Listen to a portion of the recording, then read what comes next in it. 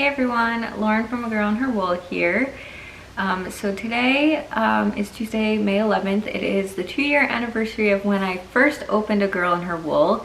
I'm actually filming this on the day because I have the day off from my full-time job. And I thought it would be fun to just sit here and kind of reminisce on the past 2 years. I did not make any notes or plan anything of what I'm going to say.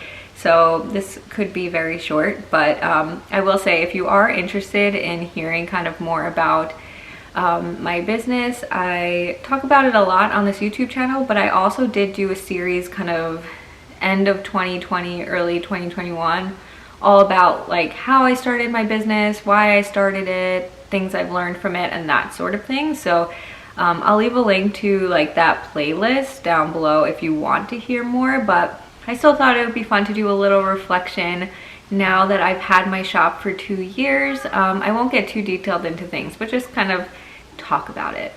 So just some quick announcements at first while I have your attention here.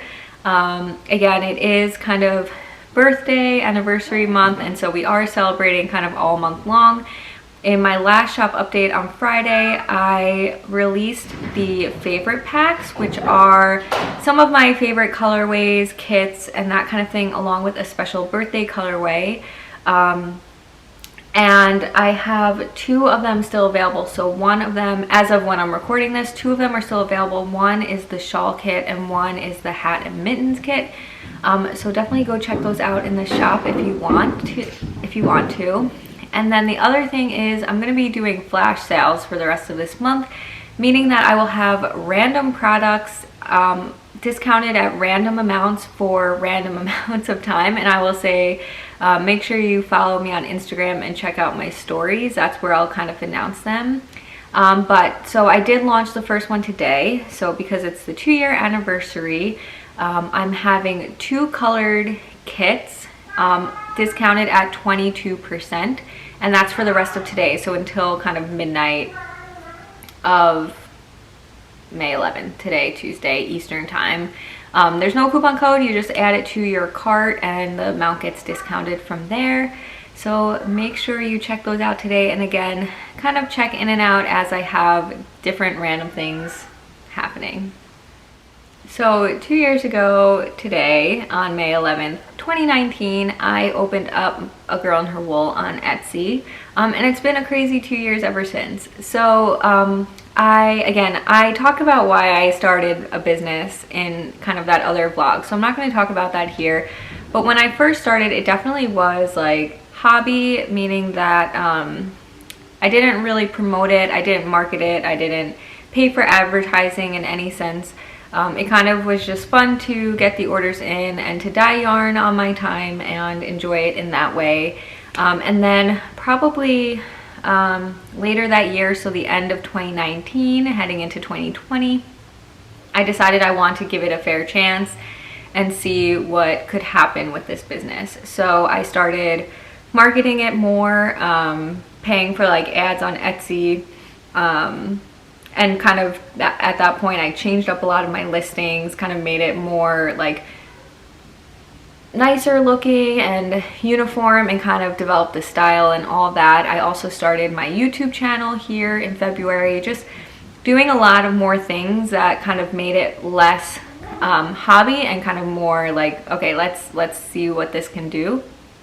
And fortunately for me, that was around the time that like the pandemic hit, so a lot of people were investing in small businesses, staying home, picking up new hobbies, and that's when things really blew up for me. So I think I hit like 100 sales in March of 2020, so maybe 10 months into having my business. And then now 2 years later, I'm at like almost 1,200 I think on Etsy, but since I've also started my website. So things have mostly changed a lot within the last year, which has been really great. So as things kind of got busier throughout 2020, it was a lot of decision making about like, what did I want to do with my business? What are things that are going to make it more efficient? Because again, if you don't know, I do have a full-time job. This is kind of a side hustle. And that means that time isn't there. I don't have all the hours of the day, as really no one does. We all have things that we kind of cope with and deal with. But in some ways, as an indie dyer, it doesn't necessarily like get a stamp on it that says side hustle versus full-time business. So if you think about it from like a competitive standpoint, I have to compete with people who do this full-time, right? So building in efficiencies, kind of trying to make my business more of a feel of someone who's doing this full-time, with me just doing it part-time, even though it's like full-time hours, but I do it nights and weekends and early mornings is one thing that I kind of focused on throughout 2020. And I did there were a lot of great changes that I made in my business that year. So one, like efficiencies, of course, just naturally come in when you have more demand, because you know, you can dye more batches and it goes somewhere. But for me, it was kind of finding the bottlenecks in the business. What were things that were slowing me down? So a lot of it was like dyeing in our kitchen was such a stress on my husband and me, because I had to work around like our eating schedules. And a lot of the times at that time, honestly, we lived in different time zones. And now that we're like home during this pandemic, I feel like we've morphed into kind of staying on the same schedule. But at the beginning, we definitely were not on the same schedule. And so kind of working around that and trying to find like a few hours at a time that I could dye was hard to do. And then I also had just my stove to work on, and it was like a hassle to take everything in and out. And so I built out my dye studio, and that kind of changed things drastically. I could kind of go away into there, not kind of get distracted, but then also just like know I had the amount of time I needed to get things done. Other things that kind of changed for me was I did build out my own website. And I think I did this earlier than I would have otherwise, and I'll kind of explain more about that. And I will probably revisit like my business series at the same time, like kind of at the end of the year into next year. And I think this will be a big topic of it. But what I'll say now is, you know, there are pros and cons to being on Etsy, and there are pros and cons to being on your own website, and there are pros and cons to doing both at the same time. For me, the reason why I moved off, and I didn't move off of Etsy, my shop still exists on Etsy, but the primary reason why I started my own website was for subscriptions. So on Etsy, you can't have any recurring payments or recurring products or anything like that. And so when I was doing yarn clubs, you know, people would always ask, oh, did I miss it? Did I miss yarn clubs? So it became like harder for me to do that on Etsy, especially as they grew. So I like to offer 3-month yarn clubs.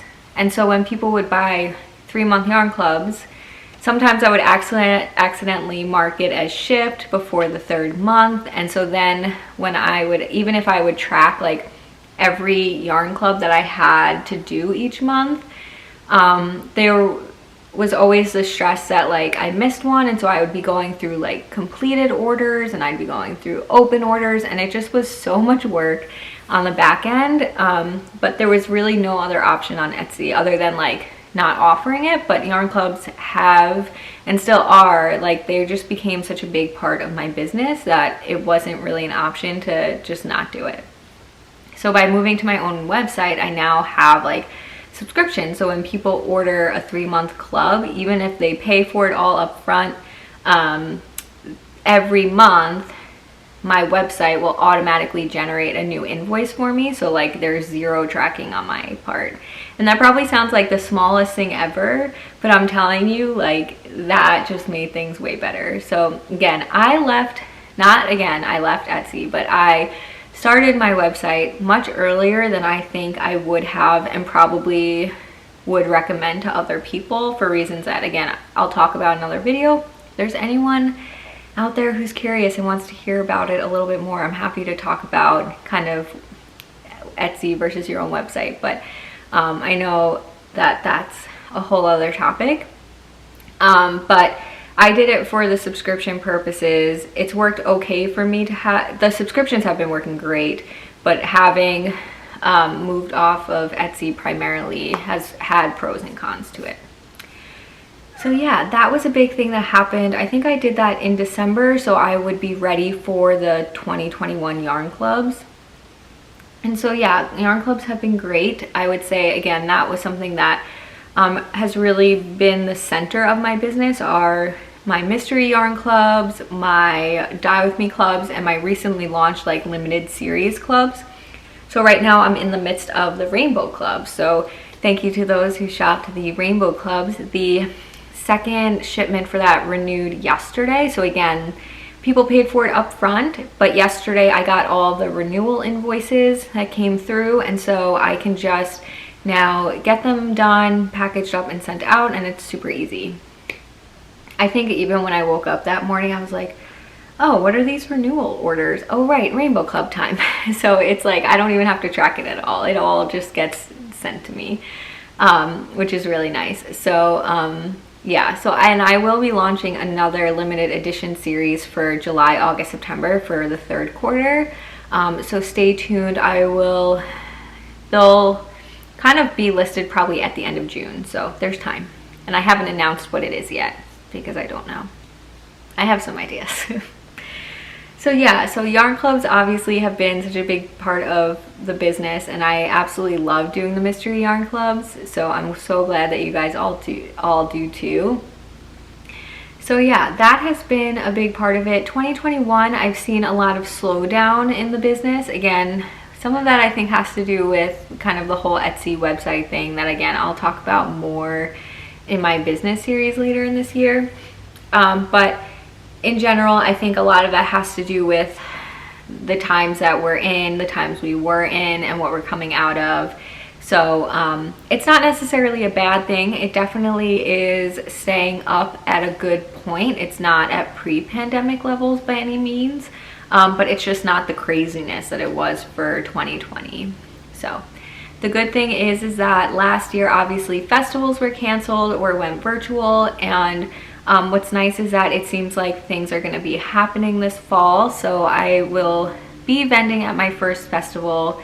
So the one that I'm like absolutely certain will happen, because it actually did happen last year and I opted not to participate, but I've already told them I'm going to be there this year, so I think it's going to happen because they did it last year, is the Adirondack Wool and Arts Festival. And I think it's like near-ish Albany, near-ish like Saratoga. I need to look up exactly that so I can give people information. But if you are in, like, you know, the eastern upstate, I call it upstate New York, but if you're in that area, you would call it the eastern New York area. Definitely come and check it out. The only reason why I say that might not be my first festival is because I'm also signed up for another one that, if it happens, would happen earlier. So anyway, but festivals seem like they're a go, which will be a very interesting and new thing for me to do. So if you guys have like suggestions on what you would want to see, like even if you're not going to be at this festival, but you're like, ooh, something I've seen before that I love is this or that, let me know.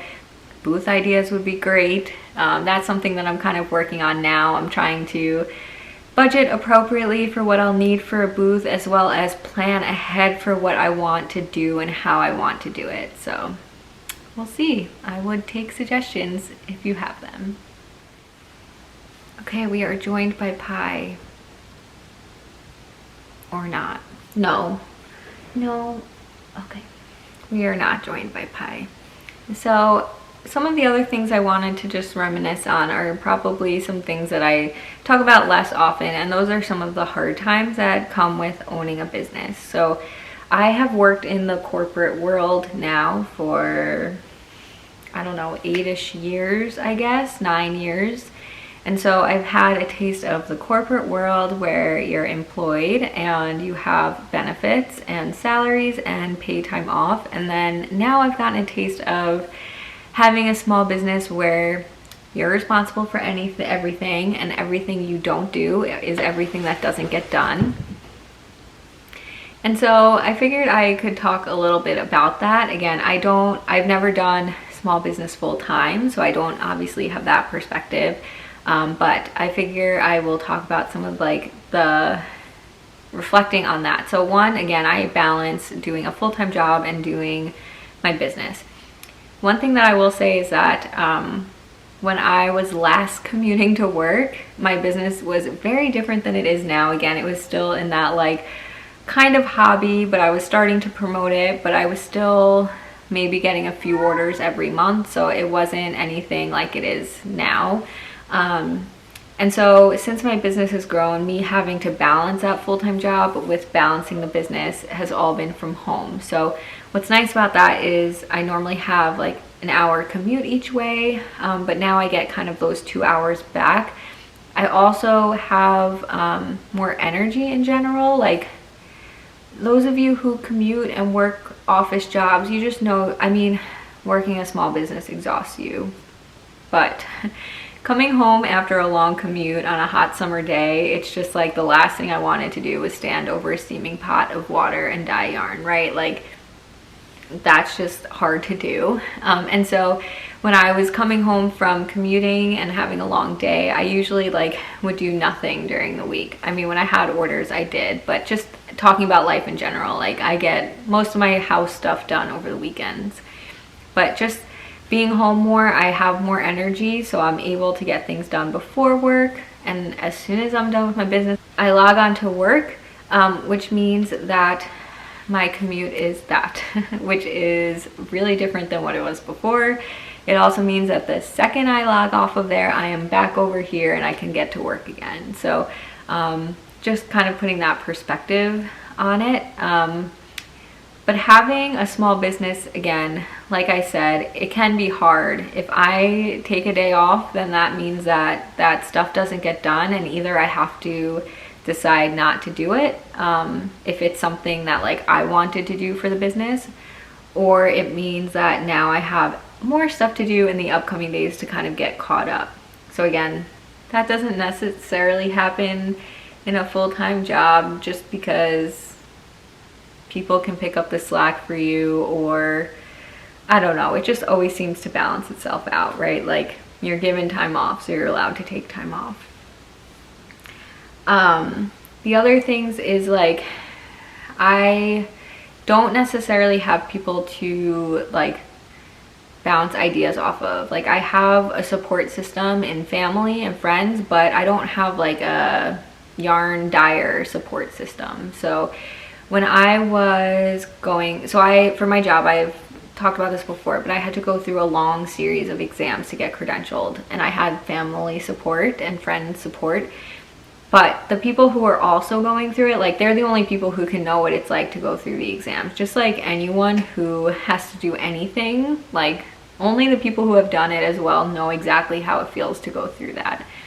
And so I was fortunate that I was working in a department with a lot of other people going through exactly what I was going through. I worked for a department that paid for all the exams, paid for my study material. I was given study hours, like some of my work hours were study hours. So I had like a lot of that support. But growing my business, I don't have like that support system of like other people going through what I'm going through who I can like talk to about it. And that has been really hard for me. And 2 years in, I still don't always feel like I know what I want to do. So I'm not like in a fake it till you make it type of thing. Like I know what I'm doing, but I still struggle with like, how much yarn do I want to stock? And like, how much of this do I want to do? And like, which color should I do? And what size minis do people like? And that kind of thing. Like those are the types of things that or like, is now the right time to post advent calendars, and should I limit it, or should I do this? You know, there are just things like that like, you know, you learn over time and you gain with experience. But in the corporate world, you have people at all levels of experience that like pass their knowledge down, and then you get like the fresh eye of someone who offers something new, and then like, you know, it kind of like keeps doing that. Whereas like on your own in your own small business, it's like you come up with the ideas, you have to figure it out, and you kind of like give and take. And of course, like I'm sure I could try to build that support system and find other indie dyers who want to have this network, but that is something that like I would personally struggle with. Like, I have done so much for this business to put myself out there, and that's just where I struggle with. So that is something that's like a really big difference in like work. Like my job, I can bounce ideas off of people. There are multiple people that I have a choice to go between, like, should I ask this person or that person? And with this, I can like bounce ideas off of like other people around me, but it's hard to like both explain it, and then you can't like get that fresh eye perspective or like the experience perspective, because they're just hearing like your point of view, if that makes sense. So anyway, that is something that like I always kind of talk about, like I struggle with, and I will continue to struggle with, just as I kind of grasp what I'm doing. I still feel like my business is new. I mean, 2 years is like barely anything, especially because it's been like 1 year of like really being something. And so from that perspective, it's still a baby, and like there's still plenty of time to figure out exactly what I want to do and how I want to do it. And I think I'm doing a good job of like testing things while still maintaining things how they are. So kind of like, for example, right, like I do my any size skeins, those still exist, but now I'm introducing more of like these pattern based kits. But you still have like the any size skeins available, but I'm also like testing these new things as I go, right? Like I still have my mystery yarn clubs, and I'm testing out these limited series clubs. So anyway, that kind of thing. Another thing that has like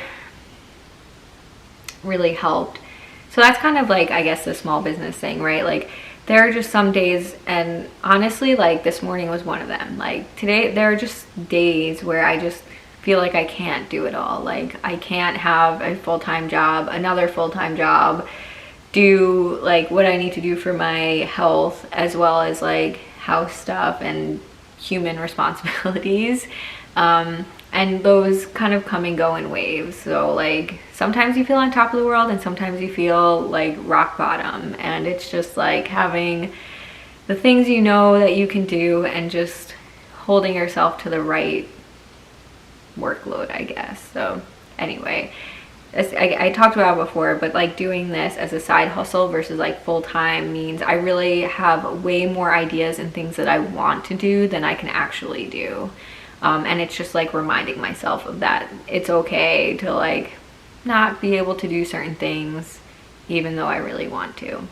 So the other thing that's really exciting about, you know, kind of thinking back on the last couple years is that even within the last few months, I started my craft journal sticker kits. So kind of expanded my realm of products away from yarn, still within that crafting world, you know, same audience, but a whole new product, which has been such a fun adventure to kind of learn something new and kind of put something in the market that I felt like really was missing. So I've been having a ton of fun with my craft journal, and I can show you guys some of the stickers.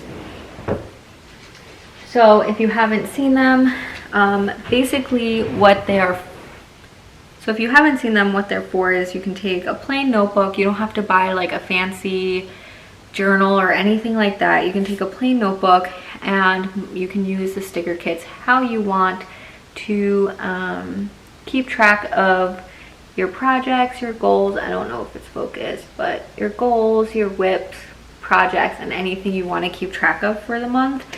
So I have like a few different styles for each month, but then I do have the months available in matching colors. So if you really love this for July, you could use that for July. It doesn't have to be month specific. And then I have just like really decorative stickers. So if you're not artsy, but you want something pretty, you know, you can make it like that. And then I also have some new kits that I don't know if I have right here. I also have like a goals one in general for the year, but I also started new ones. So I have so I also have project highlight ones where you can, sorry, I have one here. So this is like an example of a project highlight, so you can write the name of the project if you want to. You again have those decorative strips, some decorative boxes, and then words that you can use along with labels. Maybe I have here, maybe I don't.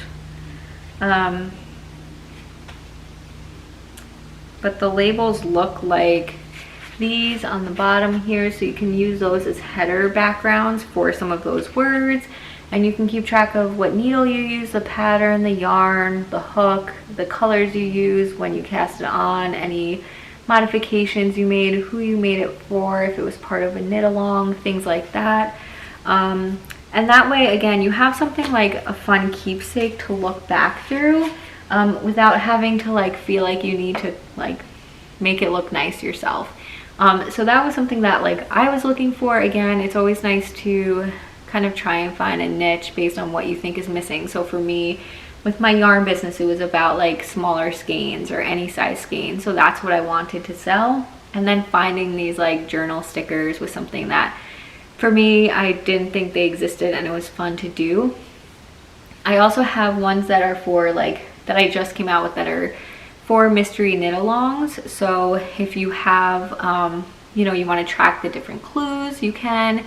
And then also one for festivals. So again, I said like I'm going to be vending at a festival this year. They work whether the festival is virtual or not, but it just like has ways to track what vendors you want to see, you know, if there are projects you want to shop for in particular, or if you want to use it as a memory thing and just track like what you did, who you saw, food you ate, things you bought. You can have spots for all of that. So that's new and exciting. And again, having the sticker business has been something, you know, that I've spent a lot of time learning about. And, you know, in the same way with the yarn business of like, what do I want to do and how do I want to do it? But it's just been so much fun, and it seems like you guys like them as well. So I'm excited to keep those coming, excited to see how that kind of grows and expands. And yeah, again, we'll reflect on that probably at the end of the year, but I couldn't not talk about the, you know, reminisce on this business without also talking about kind of this new adventure that I'm on as well. I could not do a reminiscing about my business without talking about kind of YouTube and the Dye With Me vlogs that I do here. I think doing the Dye With Me vlogs has substantially grown my YouTube channel. I think it's why a lot of people come for them. They definitely get more views than other videos. So I know there are some people who like to follow me and my business, and there are some people who like to just watch the dyeing, whether you are just interested in dyeing or you're starting your own dyeing. I know I get messages from people like, oh, you've inspired me to start dyeing myself, and that's amazing. And you know, good luck to everyone, of course. But I definitely think that that has helped like my name as a YouTuber grow in a way. And so starting like the Dye With Me Club has been really great because it helps get people like more invested and interested and watching and talking about what they want to see and everything. So that's been really fun. And so I'm always going to be doing those for the foreseeable future. I don't plan on taking those away, but I will say just always trying to kind of incorporate how I can do more with that. So yeah, so we'll again reflect more on that at the end of the year. So I think that is it. I've rambled on about my business for quite a little while at this point. If there's anything that I've mentioned that you want to hear more about, I would absolutely love to talk about it. I know a lot of like the yarny channels here on YouTube are a lot about like projects they're working on, and I try to make it more like vlog based and more about my business, because I know that's a side that I was always interested in seeing that you don't always get to see on the channels. So if there's anything you want to see about my business or about, you know, what I do, or the projects that I'm working on, if that's something, you can definitely let me know and I will be happy to talk about it. But for now, I'm going to head back outside, enjoy some fresh air, and read a book, relax, and continue reflecting. So I hope you guys have a great day. Don't forget to, again, check out the 2-color kits that are on sale right now for the rest of the day. And then, again, keep your eyes out for flash sales that will be happening throughout the month. I don't have them planned out, so I can't give you any sneak peeks about when or what or where or what. Did I say that? but I will tell you that there will be more, so keep your eye out. I don't know if like everything in the shop will at some point be on sale again. I didn't plan it, so just again, follow me in the stories. I don't think I'm going to do like an Instagram post each time, but I will kind of put it in my stories, so check that out. I might even do, maybe I'll put it like on my shop news page. So at agirlandherwool.com I have a shop news page. Maybe I'll put it on there. So if you don't use Instagram, you can at least like check back there every once in a while to see what's on sale. So anyway, I'm gonna go make some iced coffee, go get a book, and sit outside for a little bit. So have a great Tuesday, or whatever day of the week you are watching this, and I will see you guys on Friday with the May Yarn Club reveal. So I will see you then. Bye.